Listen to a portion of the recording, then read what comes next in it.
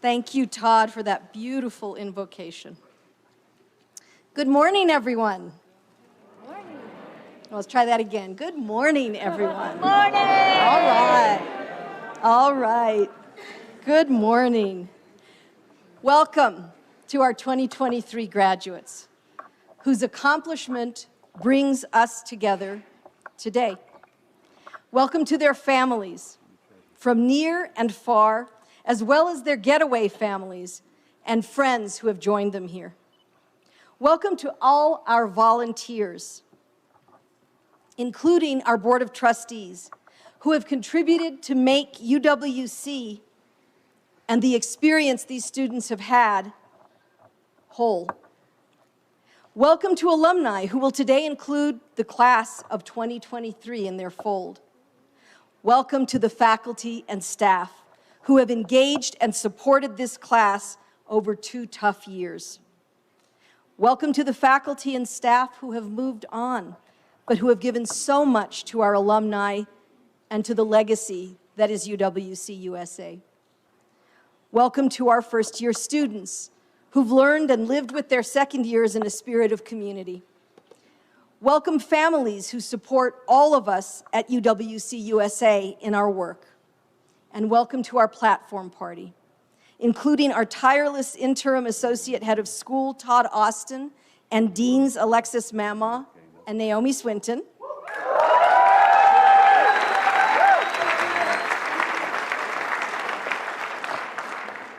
And our Giulio Regeni Award winner, distinguished graduation speaker, and editor-in-chief of the Wall Street Journal, Emma Tucker, alumna, UWC-USA, 1985.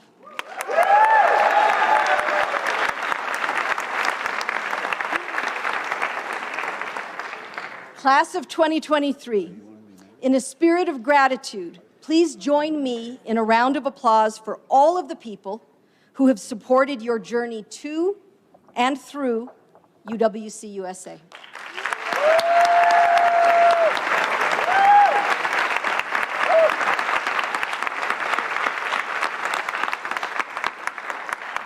And to all who have supported the class of 2023, please join me in a round of applause acknowledging their accomplishment and their continued promise.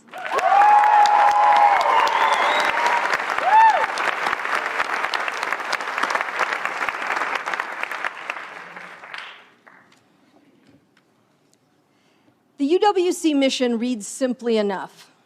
Can the class of 2023 say the UWC mission? Do you know it?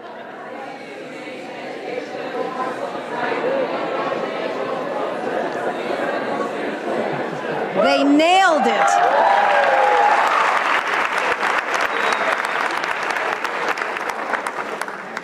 They nailed it. UWC makes education a force to unite people, nations, and cultures for peace and a sustainable future. On this special day for the class of 2023, I'd like us to pause and to reflect on a very specific question. Do we believe in the education that can be a force to unite people? Do we believe in its power to unite us? If I understand the mission statement, our unity as human beings is the condition that makes peace and sustainability possible. Can education really accomplish this? We're living at a time in history when the global average years of schooling is much higher than it was 100 years ago. 100 years ago, U.S. women were fighting for the right to co-education. Today, they outnumber men in earning college and university degrees.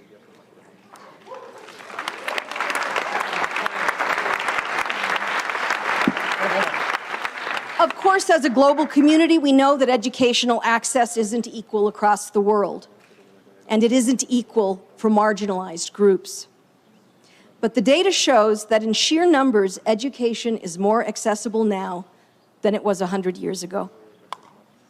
And yet at this moment, there are 32 countries engaged in conflict, ranging from terrorist insurgencies to civil war, to drug wars and ethnic violence. in addition to the biggest land war in Europe since World War II. Peace remains elusive. As for sustainability, the challenges begin with the individual, extend to our communities, and culminate in a planet under duress. Feelings of loneliness and disconnection for teens that increased with the pandemic, communities torn apart and paralyzed to act in the common interest because of polarized politics, and increasing indications of pressure on our planet like the drought, massive wildfire, and flooding right here in our beautiful Montezuma, all remind us that sustainability too is elusive. But elusive doesn't mean impossible. And educational access isn't an end in itself. When education is a force welcoming people from all social and economic backgrounds, welcoming women, welcoming marginalized people, our odds to unite in service of our common good become greater because we have the opportunity for greater understanding of what the common good really might be, the extent to which it needs to be radically inclusive, and the importance of each one of us claiming our own power to bring it into the light. But this doesn't happen magically, and it doesn't happen overnight.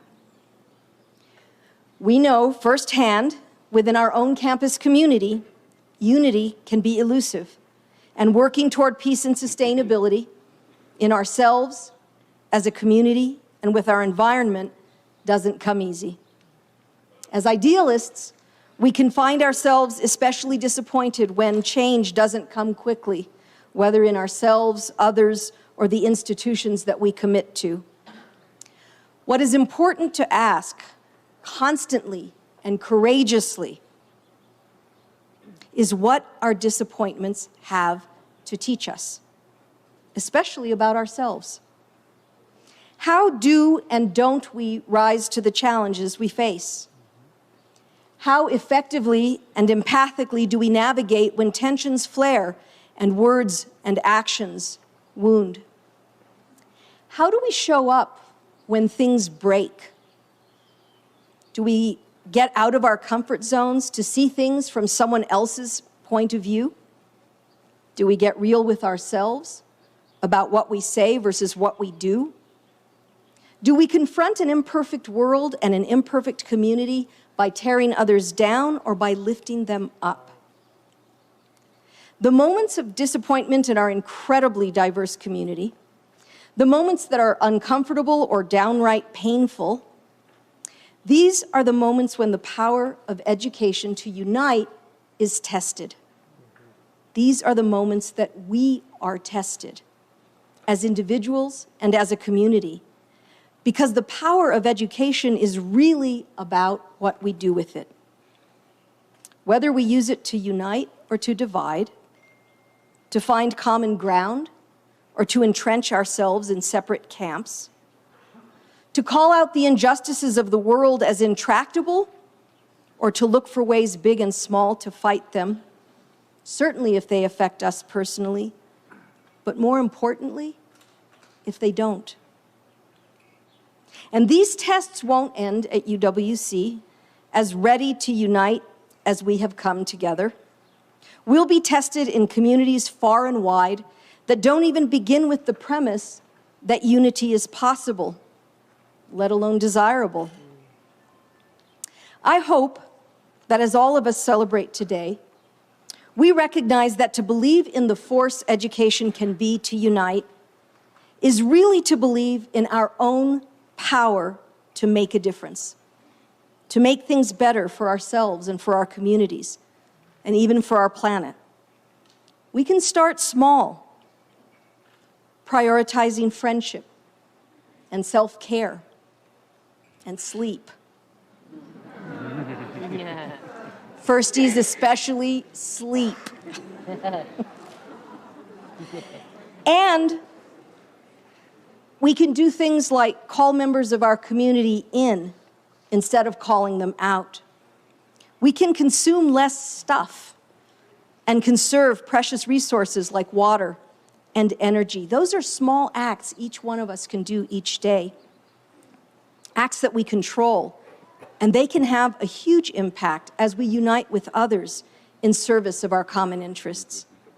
And these small acts make for practice that can become something much bigger as we move on to influence our communities and nations through our lives and work. Peace and sustainability are elusive, and I'm not going to stand here and tell the class of 2023 that it's all up to you. The challenges our world faces need the wisdom of multiple generations of people, multiple nations, multiple cultures to make the change needed for peace and a sustainable future.